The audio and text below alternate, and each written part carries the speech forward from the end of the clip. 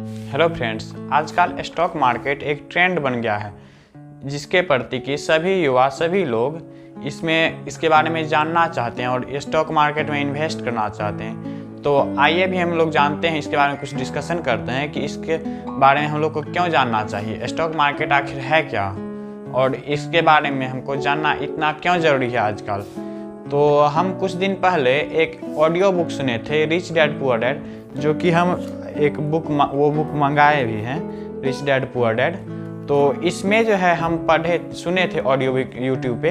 तो उसमें बताया गया था कि कैसे एक लोग अमीर से अमीर बन जाता है और एक लोग गरीब से गरीब ही रह जाता है। आखिर क्या कमी रह जाता है एक व्यक्ति में जो कि वह गरीब बना रह जाता है और वो टैक्स भरते भरते और भी गरीब ही बनते चल जाता है। और कैसे एक आदमी अपने सोच से और वो आखिर कौन सा स्ट्रेटेजी अपनाता है कि वो अमीर बनते जाता है, अमीर और भी अमीर बनते चला जाता है और गरीब और भी ज़्यादा गरीब बनते चला जाता है। आखिर इस दोनों में क्या डिफरेंस आ जाता है। तो इस बुक में, rich dad poor dad book में हमको लोग को बताया गया है कि ये रॉबर्ट टी कियोसाकी जो है, तो इनके अपने पिता जो थे वो बहुत मेहनती थे और वो बहुत एक टीचर थे और वो बहुत काम करते थे, फिर भी वो गरीब रह गए। तो इसी कारण ये रॉबर्ट टी कियोसाकी, उनको पुअर डैड का टैग दिया गया है इस बुक में। और उनके एक फ्रेंड के पिता थे जो कि अमीर थे, उनको ये इस बुक में रिच डैड के नाम से पुकारे हैं। तो ये रॉबर्ट टी कियोसाकी जो है फिनेंशियल एजुकेशन अपने फ्रेंड के पिता से, जिनको कि रिच डैड बोलते हैं, ये रिच डैड से लेते गए 30 साल तक इन्होंने बहुत सारे नियम सीखे उनसे। तो इस बुक में रॉबर्ट टी कियोसाकी हमें बताए हैं कि वो सारे स्ट्रेटेजी बताए हैं, वो सारे अपने एक्सपीरियंस बताए हैं कि किस तरह से हम भी इस तरीका को अप्लाई करके हम भी अमीर बन सकते हैं। तो इसमें बताए हैं ये कि अमीर लोग रुपया के लिए काम नहीं करता है, रुपया अमीर के लिए काम करता है। यदि हम अमीर लोग रुपया के लिए काम नहीं करता है, बल्कि अमीर लोग रुपया से अपने लिए काम करवाता है, जिस कारण कि अमीर लोग अमीर बनता है और गरीब लोग गरीब रह जाता है। गरीब लोग रुपया के लिए काम करता है बट अमीर लोग रुपया से काम करवाता है अपने लिए। इसी कारण अमीर अमीर बनते हैं और गरीब गरीब रह जाते हैं।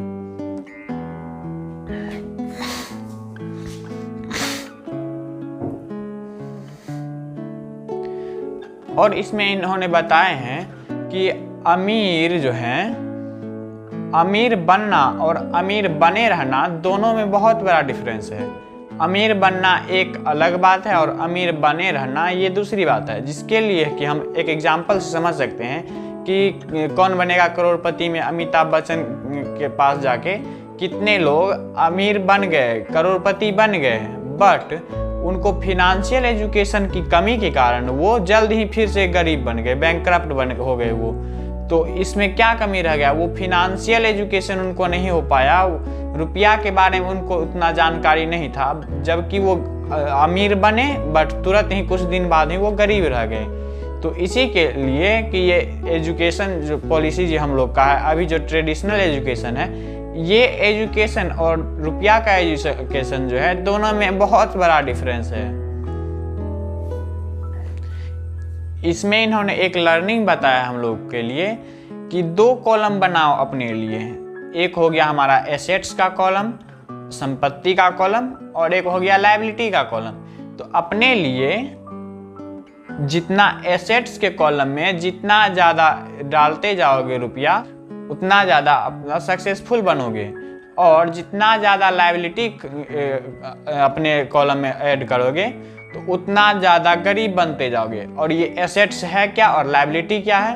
तो एसेट्स को सिंपल भाषा में ये बताए हैं ये इन्होंने कि एसेट्स वो है जो कि हमारे जेब में रुपया डालता है, और लायबिलिटी वो है कि हमारे जेब से जो रुपया निकालता है। फॉर एग्जाम्पल, जैसे कि हम एक घर खरीदें, तो घर खरीदे तो फिर ये एक लायबिलिटी कहते हैं इनको, क्योंकि घर खरीदने में हमको रुपया लगा, और फिर इसका मेंटेनेंस चार्ज होते जाएगा और इसी तरह से। तो ये मेरे पॉकेट से मनी निकला तो ये हमारी लायबिलिटी हो गया। लेकिन जैसे कि हम एक इन्वेस्ट किए मनी कहीं को, यदि हम कहीं पे मनी को इन्वेस्ट किए तो वो मेरा क्या हो गया, एसेट्स में आ गया। जैसे कि हम कहीं पे लैंड ही खरीद लिए तो आज लैंड खरीदे, फिर उसका प्राइस बढ़ेगा जो कि मेरे पॉकेट में रुपया डाल रहा है। या फिर उसका बॉन्ड खरीद लिए हम, या फिर स्टॉक मार्केट में ही रुपया लगा दिए किसी अच्छे कंपनी में, तो स्टॉक का प्राइस बढ़ा तो वो रुपया हमारे लिए काम कर रहा है। तो इस कारण वहाँ पे इन्वेस्ट जो किए, जो कि मेरे पॉकेट में रुपया डाल रहा है, इसीलिए वो एसेट्स हो गया।